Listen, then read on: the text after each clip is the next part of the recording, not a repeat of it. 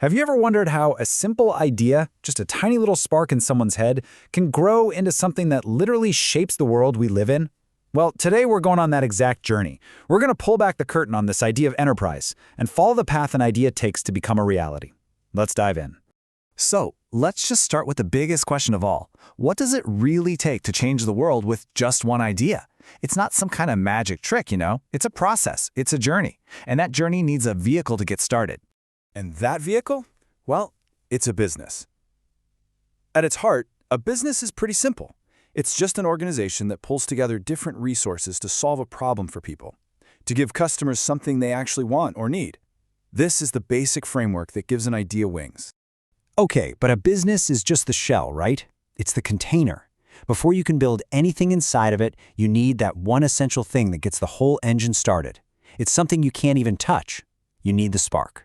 Every single great company, every product that has ever changed your life, it all started right here, with this spark. And that is what we mean by enterprise. It's not about the land, or the workers, or the money. Those are just the ingredients. Enterprise is that uniquely human drive, that force that sees what could be and then actually mixes all those ingredients together to make something brand new. So once that spark is lit, what's the mission? What's the whole point? It all comes down to one thing: creating value. It's about taking a bunch of raw materials and transforming them into something more. And this process is actually pretty cool when you break it down. On one side, you have your inputs, things like land, labor, money, and of course, our key ingredient, enterprise. Then in the middle, you've got the transformation process. This is where all the work happens. And finally, on the other side, you get the outputs, the actual products or services. Now that work happening in the middle, that's what we call adding value. And this is absolutely crucial. A good business takes, say, $10 worth of wood and screws and transforms it into a chair someone is happy to pay $50 for. That $40 gap, that is the value the business created out of thin air. So how do they do it? Well, there are a few key strategies. You can do it through simple manufacturing, just building the thing, or through branding and design, making people desire it. You can add value by making the product way higher quality or just super convenient. Or you can create a unique selling proposition, a USP, some special feature that nobody else has. But here's the catch, and it's a big one. If you decide to pour all your resources into building an amazing brand, that means you can't also pour those same resources into being the cheapest option on the market. This is a huge concept called opportunity cost. Every single choice you make, every yes to one thing, is a no to something else. Every decision has a price. And all this talk of choices and trade-offs and risk, it leads us directly to the hero of our story, the person who sees the opportunity, understands the costs, and still decides to take that leap. You see, this whole journey from a spark to a real-world impact, it demands a very specific kind of person, the entrepreneur. And it's not just about having a cool idea. It's about a whole way of thinking, a certain mindset. So let's break down what that really looks like. First off, it all starts with being innovative and creative. Entrepreneurs don't just see the world for what it is. They're obsessed with what it could be.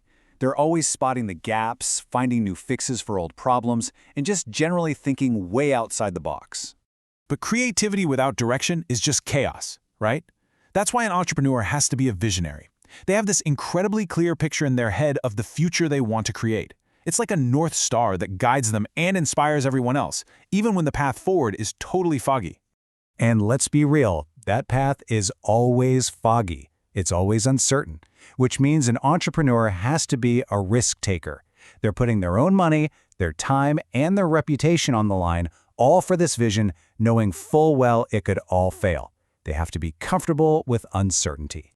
And to survive that risky, uncertain journey, to push through all the failures and setbacks that are guaranteed to happen, they have to be relentlessly self-motivated and determined. There's no boss telling you to keep going. It's a fire inside them, a drive that just doesn't quit, even when it seems like the logical thing to do. Okay, so we've got this visionary, risk-taking person, and they're pushing their idea forward. But the story doesn't stop with them. Not by a long shot. Their personal journey has a huge impact that spreads far beyond their own company. Think of it like dropping a stone into a lake. That one little business, that one act of enterprise, creates ripples that spread out and affect the entire economy. It kicks off a chain reaction with some pretty amazing consequences. Let's follow those ripples. So first, a new business creates jobs. Simple enough. Second, it often introduces new innovations, cool new products or technologies that make our lives better. Third, it sparks competition. That forces everyone else to step up their game, which usually means better choices and better prices for all of us. And finally, you add all that up, the jobs, the innovation, the competition, and the whole economy grows. And it all started with just one idea.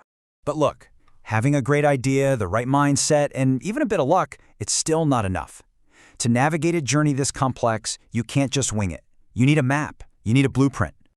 And that map is the business plan. It is quite literally the blueprint for success. It's the one document that forces an entrepreneur to stop dreaming and start thinking, really thinking, through every single part of their idea before they even spend a dime. It starts by asking the really big, fundamental questions. What is this idea, really? Like, deep down? Who are the people I need on my team to actually pull this off? And maybe the most important question of all, who is actually going to buy this? And what does that market look like? And from there, it gets into the nitty-gritty. Okay, how are we specifically going to market this? What does a regular Tuesday look like running this company? And, of course, the big one, the financials. Where's the money coming from, and how is this thing ever going to make a profit? You see, the business plan is the bridge. It connects everything. It takes that fuzzy, intangible, amazing spark in your head and translates it into a tangible, actionable plan for the real world. It turns the what if into a how-to. So there you have it. We've gone from that first tiny spark through the whole process of creating value. We've looked at the mindset it takes, and we've ended up with the blueprint that makes it all real. We've seen how one person's idea can literally fuel an entire economy. So the only question left is, now that you've seen the blueprint, what will you build?